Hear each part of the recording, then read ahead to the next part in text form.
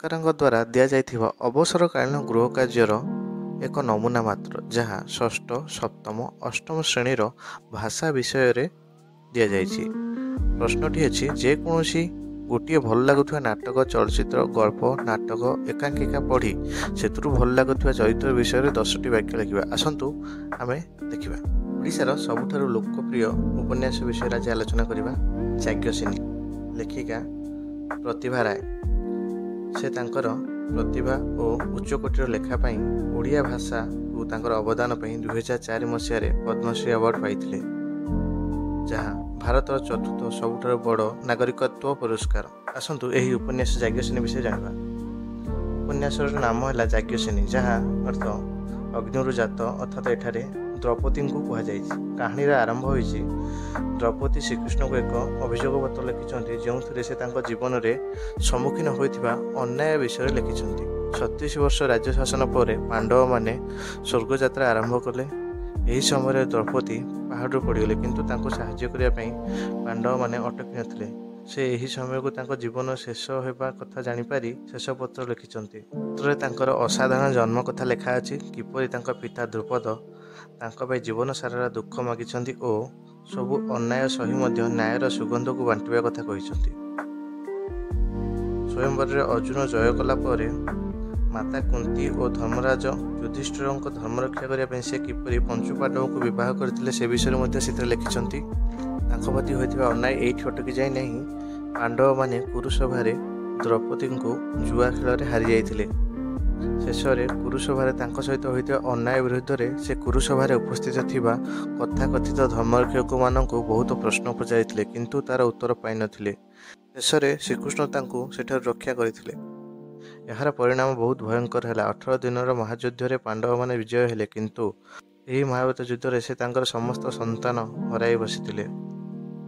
ଏହିପରି ଭାବରେ ତାଙ୍କ ଜୀବନରେ ଘଟିଥିବା ଅନ୍ୟାୟ ଗୁଡ଼ିକୁ ସେ ଶ୍ରୀକୃଷ୍ଣଙ୍କୁ ଶେଷ ଚିଠି ମାଧ୍ୟମରେ ଜଣାଇଥିଲେ। ତ ଆସନ୍ତୁ ଏହି ଉପନ୍ୟାସର ମୁଖ୍ୟ ଚରିତ୍ର ଦ୍ରୌପଦୀଙ୍କ ବିଷୟରେ 10ଟି ବାକ୍ୟ ଲେଖିବା। ଦ୍ରୌପଦୀ ଯଜ୍ଞସେନୀ ନାମରେ ଜଣାଶୁଣା। ପୁସ୍ତକରେ ଏକ ଜଟିଳ ଏବଂ ବହୁମୁଖୀ ଚରିତ୍ର ଭାବେ ଚିତ୍ରିତ। ସେ ଜଣେ ଅତି ନିରପେକ୍ଷ ଓ ଦୃଢ଼ ଇଚ୍ଛାଶକ୍ତି ମହିଳା ଭାବେ ଚିତ୍ରିତ, ଯିଏ ସାମାଜିକ ଆଦର୍ଶ ଏବଂ ଆଶାକୁ ଆହ୍ୱାନ ଦେଇଛନ୍ତି। ଦ୍ରୌପଦୀ ଅତ୍ୟନ୍ତ ଉତ୍ସାହୀ ଏବଂ ନିଜ ମତାମତ ଦେବାକୁ ଭୟ କରନ୍ତି ନାହିଁ, ଏବଂ ସେ ଯାହା ଠିକ୍ ବୋଲି ଭାବନ୍ତି ବା ବିଶ୍ୱାସ କରନ୍ତି ସେଥିପାଇଁ ଛିଡ଼ା ହୁଅନ୍ତି। ତାଙ୍କର ଜ୍ୱଳନ୍ତ ପ୍ରକୃତି ସତ୍ତ୍ୱେ ସେ ଦୁର୍ବଳ ଏବଂ କୋମଳତାର ମୁହୂର୍ତ୍ତ ଗୁଡ଼ିକ ମଧ୍ୟ ପ୍ରଦର୍ଶନ କରନ୍ତି, ବିଶେଷତଃ ତାଙ୍କ ସନ୍ତାନ ଓ ସମ୍ପର୍କୀୟମାନଙ୍କ ସହିତ। ଦ୍ରୌପଦୀ ତାଙ୍କ ପରିବାରର ଏବଂ ପ୍ରିୟଜନମାନଙ୍କ ପ୍ରତି ଅତ୍ୟନ୍ତ ବିଶ୍ୱସ୍ତ, ସେମାନଙ୍କ ମଙ୍ଗଳ ପାଇଁ ବଳିଦାନ ଦେବାକୁ ଇଚ୍ଛୁକ ବୋଲି ଦର୍ଶାଯାଇଛି। ତାଙ୍କ ତୀକ୍ଷ୍ଣ ବୁଦ୍ଧି ସମଗ୍ର କାହାଣୀରେ ଚିତ୍ରିତ ହୋଇଛି, ଯାହା ରାଜପ୍ରସାଦ ରାଜନୀତିର ଜଟିଳତା ଏବଂ ପାରିବାରିକ କଳହକୁ ଦିଗ ପ୍ରଦାନ କରେ। ଦ୍ରୌପଦୀଙ୍କ ସ୍ଥିରତା, ଅନୁଗ୍ରହ ଏବଂ ସମ୍ମାନ ସହିତ କଷ୍ଟ ଏବଂ ଦୁଃଖ ସହିବାର କ୍ଷମତା ସ୍ପଷ୍ଟ ଚିତ୍ରିତ ହୋଇଛି।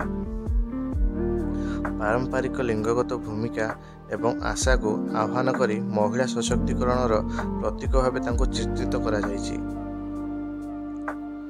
ଦ୍ରୌପଦୀଙ୍କର ଅଭ୍ୟନ୍ତରୀଣ ସଂଘର୍ଷ ଏବଂ ଦ୍ୱନ୍ଦ୍ୱ ତାଙ୍କ ଚରିତ୍ରରେ ଗଭୀରତା ପ୍ରଦାନ କରିଛି, ଯେହେତୁ ସେ ନିଜର ପରିଚୟ ଏବଂ ଦୁନିଆରେ ସ୍ଥାନ ପାଇଁ ସଂଗ୍ରାମ କରନ୍ତି।